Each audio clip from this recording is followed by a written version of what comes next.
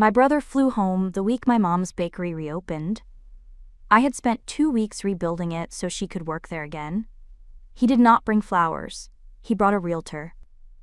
My dad's name was still on the door. My mom was in the back making snickerdoodles again, even though the work had gotten hard on her. My brother wanted to sell. He did not know my mom had already made that impossible. My name is Sylvie. I am a pharmacy technician. I count pills for a living. I check labels. I make sure nothing slips through. But I am good at noticing the small things that other people miss. And I noticed that my mom had gone quiet in a way she had never been quiet before. My mom's name is Loretta. She is a baker. She has been a baker for 23 years. She and my dad Roy started the bakery together when I was small. He painted the sign himself, his own handwriting, Roy's, in dark green letters that faded a little more every year but never came down. When my dad got sick, my mom kept going. When he passed away, she kept going. Every morning at 4. Her hands in the dough. That was her answer to everything. She showed up. Her back had started giving out a few years ago. She could not stand at the counter the way she used to. 20 minutes, and her legs would start going numb. She would lean on the counter with both hands and wait for it to pass. She never told anyone. She just leaned and waited. Then the arthritis came for her hands. The two things together were closing in on her from both ends. Her back said sit down. Her hands said stop. And my mom, who had never listened to anyone telling her to stop, kept showing up until the morning her fingers locked around a ball of dough and would not let go. I want to tell you about Roy's snickerdoodle because it is the center of this whole story. My mom's snickerdoodles were the reason people drove 20 minutes out of their way on a Saturday morning. They were not fancy. They were the kind of cookie that made you feel like somebody's kitchen was still open for you. Customers used to ask her what the secret was. She always said the same thing. I show up. That was her whole philosophy. The recipe was never written down anywhere. It lived in her hands, in the way she rolled the dough, in the pressure she used, in the speed of her wrists. When I was maybe 6, I used to sit on a stool in the bakery and watch my dad work. One afternoon, he gave me a small piece of dough and said, "Go ahead, work it." I squeezed it around the way kids do. He watched me for a second. Then he said, "You have your mom's hands." He said it the way you say something you have noticed for a while and finally decided to say out loud. My brother Barrett is older than me. He moved away years ago. He calls on birthdays. He came to my dad's funeral, stayed 2 days, left. He is not a bad person. He is just the kind of person who leaves and does not think about what the leaving costs the people who stay. Barrett left. I stayed. That is not a complaint. That is just the way it was. When the bakery closed, I did not find out from my mom. I found out from Mrs. Alvaro, the neighbor who runs the dry cleaner 2 doors down. She stopped me on the street and said, "Honey, is your mom okay?" The bakery has been dark for 3 weeks. I drove over that afternoon. The inside was dark, cold. There was flour on the counter, dry and untouched. I stood in the middle of my dad's bakery and it smelled like nothing. It had always smelled like cinnamon and butter and something warm underneath. Now it smelled like a room where somebody had stopped. I called my mom that night. She said she was fine. She said she was just resting. My mom has never used the word resting in her life. She made snickerdoodles the morning after my dad's funeral. She does not rest. She shows up. The fact that she was using that word told me everything she was not saying. I went to see her. She was sitting in her kitchen with a cup of tea she had not touched. Her hands were in her lap. She was looking at them the way you look at something that used to work. She looked up at me. She said, "The dough went cold." 4 words. And I understood that for my mom, letting dough go cold was the same as letting everything go. I made a decision that week. I did not tell her. I just started going to the bakery after my shifts at the pharmacy. Every evening, I went in through the back. I turned on one light, and I started working. I lowered the counters so she could work without reaching up. I bought lighter trays she could slide instead of lift. I put anti-fatigue mats on the floor for her back. I found a high stool that let her sit at counter height so she could work the dough without standing the whole time. I replaced the heavy mixer with a smaller one she could operate with one hand. I put grip handles on the oven doors. I made every surface in that kitchen answer to the body she had now, instead of the body she used to have. I did not change her bakery. I changed what was getting in her way. One night while I was cleaning behind the register, I found a notebook. Old. My mom's handwriting. Dates and numbers going back years. It was a ledger. When my dad got sick, the treatments were expensive. Insurance covered some of it. The rest came from somewhere I had never thought to look. My mom had been paying for his treatments out of the register. For years. A little here, a little there. She had kept a record of every payment, and she had never told a single person. She had kept my dad alive with snickerdoodles and 4 o'clock mornings, and she had never once asked for help. I closed the notebook, I put it back. I did not tell her I had seen it. In the same drawer, I found a piece of paper in my dad's handwriting. A recipe I had never seen before. Something he had been working on. At the bottom, he had written one line. Loretta should try this one. She is better at it than me. I put the note in my pocket. The morning I brought her to the bakery, I picked her up early. We pulled into the parking lot. She looked at the sign. Roy's. Still there. Still faded. She walked in. She stopped in the doorway. She looked at the counters. The floor. The stool. She touched the edge of the counter with one hand, testing the height. She ran her fingers along the grip handle on the oven door. She did not say anything for a long time. She just walked through the kitchen, touching things. Then she picked up the flour. Her hands were shaking. They shook the whole time. But they did not lock. They moved the way they have always moved. Slow now, careful. But the motion was still there underneath. The recipe that had never been written down was still in her fingers. When the first batch came out, she broke one in half. She held it up. She took a bite. She closed her eyes. Then she said 3 words I am never going to forget. Still tastes like his. She stood there behind the counter with flour on her hands and a half-eaten snickerdoodle between her fingers, and the bakery smelled the way it used to smell. Cinnamon and butter and something warm underneath. The room that had smelled like nothing for a month was full again. My mom was full again. I could see it in the way she was standing, straighter than she had been in weeks. Not because her back was better, because she had a reason to stand. The next morning, Mrs. Alvaro from the dry cleaner walked in. She stood in the doorway. She said, Loretta, you are back. My mom put a snickerdoodle on the counter. Mrs. Alvaro sat down. She ate it slowly. Then she said, my husband passed away last year. This was the last place we used to come together on Saturdays. I stopped coming when you closed. I did not know where else to go. My mom put another snickerdoodle on the counter. That was her answer. Within days, the old regulars started coming back. Somebody asked her how she had come back. She said what she has always said, I show up. But this time it sounded different. This time it was not routine. It was survival. Then Barrett called. He had not called in months. He said, hey, how is mom doing? I heard something in his voice I recognized from work.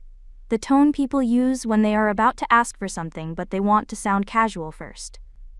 He said he had been thinking about coming down for a visit. My brother does not call when something is hurting. He calls when something is worth something. Barrett showed up on a Thursday. He walked into the bakery and my mom's whole face opened. Her son was home. She came around the counter and she held him, and I could see her shoulders relax in a way they had not relaxed in weeks. She was happy. I was happy too. I want to be honest about that. I was glad to see my brother. He stayed for a few days. The first morning he pulled out my mom's chair for her before she sat down. He swept the floor without being asked. An old regular came in and Barrett recognized him from years ago, and they talked for 10 minutes about my dad.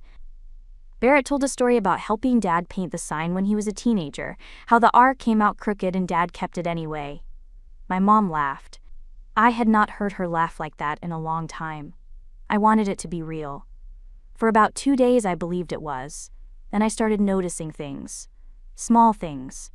Barrett would be talking to my mom, but his eyes would drift to the ceiling, the walls, the parking lot. He asked me one evening how many square feet the building was. He said it casually, like he was just curious. I did not think much of it. Then he asked about the lot next door. Then he mentioned that the neighborhood had changed a lot since he was a kid. Something was off. I just had not figured out what yet. I found out on day 4. I came in early one morning before my mom arrived. There was a man inside the bakery I had never seen before. He was walking around the kitchen slowly, looking at things. He had his phone out. He was taking pictures. Not of the bakery. Of the building. The corners, the ceiling, the back wall. I said, "Who are you?" Barrett came out of the back room. He said, "Oh, this is a friend of mine. He is in real estate." I just asked him to take a look at the place, just to get a sense of things. I looked at the man. I looked at his phone. Then I looked at my brother. I said, "You brought a realtor into our mom's bakery without telling her, while she is at home making a grocery list so she can bake tomorrow." Barrett said, "Sylvie, relax, he is just looking around." I said, "He needs to leave." The man looked at Barrett. Barrett did not say anything. The man put his phone in his pocket and walked out. The bell over the door rang behind him. I stood there in my dad's bakery at 6 in the morning, looking at my brother, and I understood everything. Barrett had not come home because he missed our mom. He had come home because he had looked up what the land was worth. That evening, Barrett sat down with my mom at the small table by the window. He had his soft voice on. He said, "Mom, the neighborhood is changing. Property values are going up. The land this bakery sits on is worth more than the business makes in 5 years. What if we sell while the market is good?" My mom looked at her hands. She did not answer. I pulled Barrett aside after my mom went home that night. I said, "You looked up the land value before you booked your flight, did you not?" He did not answer. He did not have to. I said, "That sign outside says Roy's. Dad's name. In his handwriting. You want to sell that too?" He looked at me. He said, "Sylvie, I am thinking about the future." I said, "She made snickerdoodles this morning. That is her future.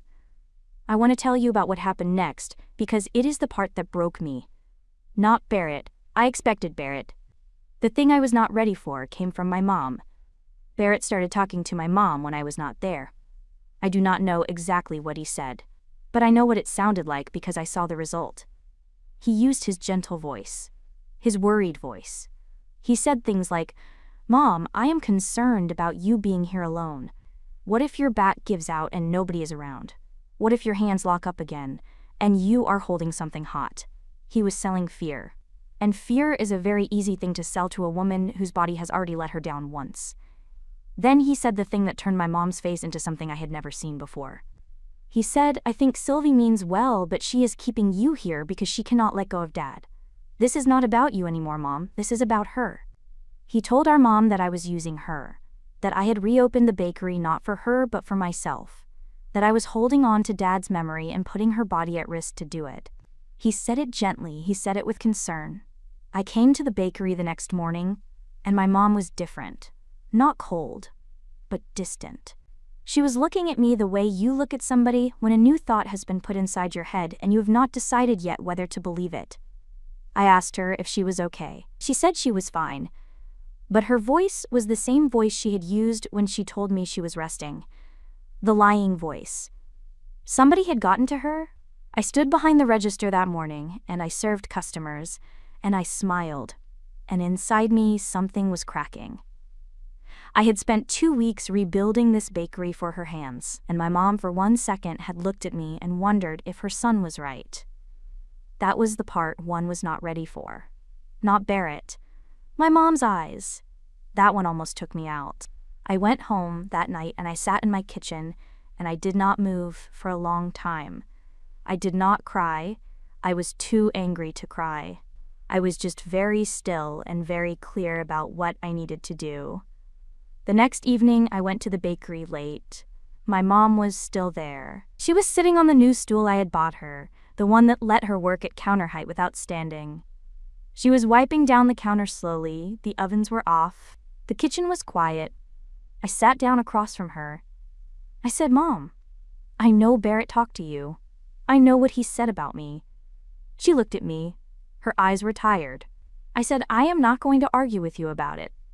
I am just going to tell you one thing, and then you can decide what you believe." I said, "When this bakery was closed, you told me the dough went cold. You sat at your kitchen table and you looked at your hands like they did not belong to you anymore. You said you were resting. You have never rested a day in your life. I came here every night for 2 weeks. I changed the counters, I changed the trays, I put mats on the floor. I did not do any of that because I cannot let go of Dad. I did it because you could not hold the flour anymore.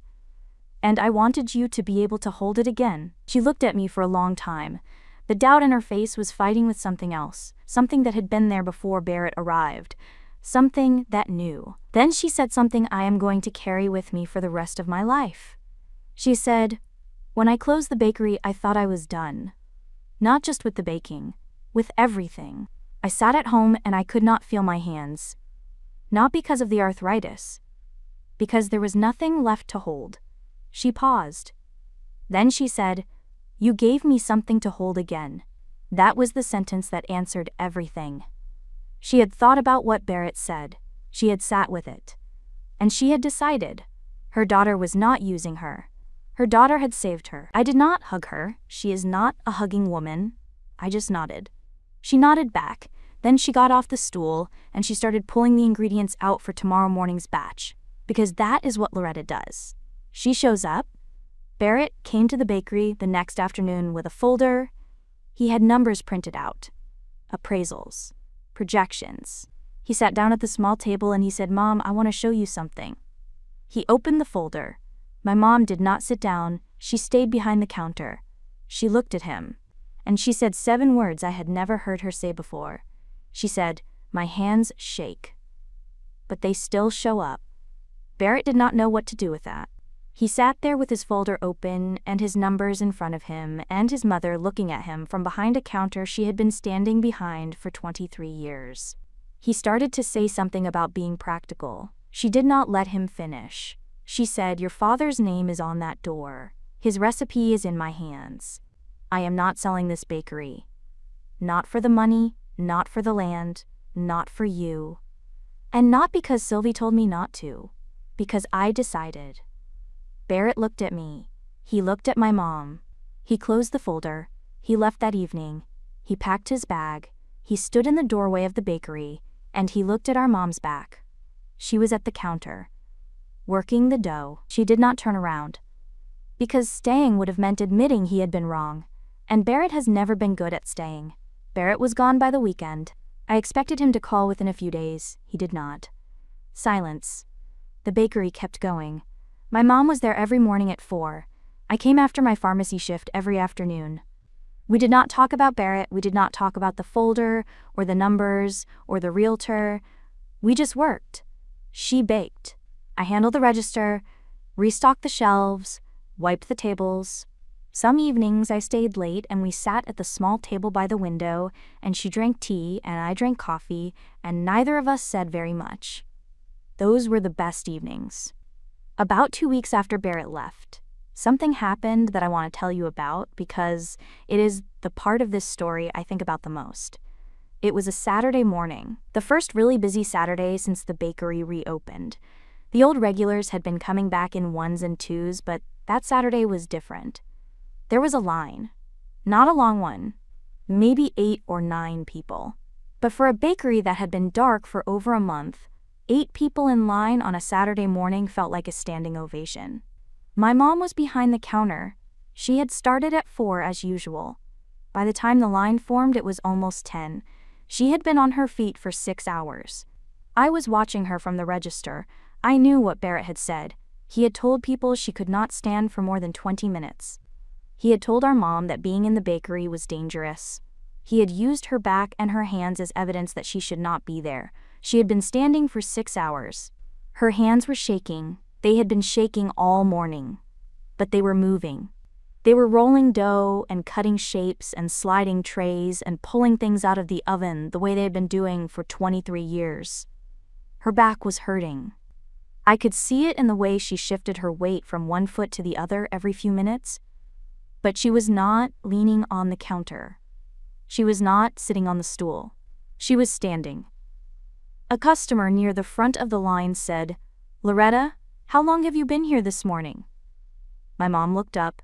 She thought about it for a second. She said, "Since 4. The customer said, 6 hours on your feet." My mom nodded. She went back to the dough. She did not think it was remarkable. She did not think it was a statement. She was just answering a question. But I was standing at the register and I heard it, and my eyes were doing something I could not control because my brother had told everyone she could not stand for 20 minutes, and she had just done 6 hours without sitting down once. Barrett said she could not. She did 6 hours. And she did not even know she was proving him wrong. She was just showing up. I found out what my mom had done about a week later. She came to me one evening after we had closed up. The bakery was quiet. The ovens were off. She had an envelope in her hand. She put it on the counter between us, the way she puts a snickerdoodle on the counter for Mrs. Alvaro. Without explanation. Without ceremony. "Just here, this is yours." I opened it. It was a deed transfer. The bakery. In my name. I looked at the date. It was the week I had reopened the bakery. Before Barrett arrived. Before the realtor. Before any of it. I looked at her. She said, "I did this the week you came in here at night and changed the counters for my hands. When Barrett came to sell it, it was already yours. He just did not know." I said, "Why did you not tell me?" She said, "Your father kept the recipes, I kept the bakery. Both were always meant for the one who would stay." I cried. Right there behind the register. My mom came around the counter and she put her hand on top of mine. Her hand was warm and rough and shaking slightly. She did not say anything. She just held it there. That was my mom.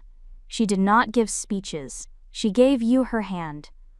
And her hand, even shaking, even aching, was enough. I had one more thing to show her. I pulled out the note I had found in the drawer weeks ago, my dad's handwriting. "Loretta should try this one. She is better at it than me." She read it twice. Her eyes filled up the way eyes fill up when you hear somebody you lost say something new to you. She held the paper against her chest for a second. Then she set it on the counter and she started pulling ingredients. She made the recipe that afternoon. Slowly. Carefully. The way she makes everything.